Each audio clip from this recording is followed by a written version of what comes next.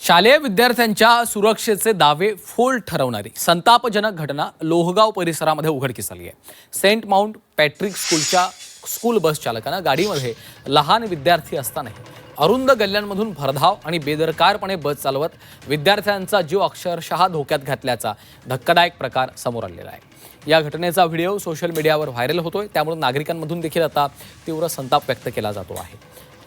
लोहगावमधील अंतर्गत रस्ते अत्यंत अरुंद आणि वर्दळीचे आहेत। अशा ठिकाणी स्कूल बस चालवताना चालकाकडून अत्यंत सावधगिरी बाळगणं अपेक्षित असतं, मात्र संबंधित चालकानं कुठलीही जबाबदारी न पाळता वेगाचा अतिरेक केला आणि ही बस चालवलेली आहे। या गल्ल्यांमध्ये अचानक समोरून वाहन आलं असतं किंवा थोडासा ताळमेळ सुटला असता तर मोठा अनर्थ ओढवला असता।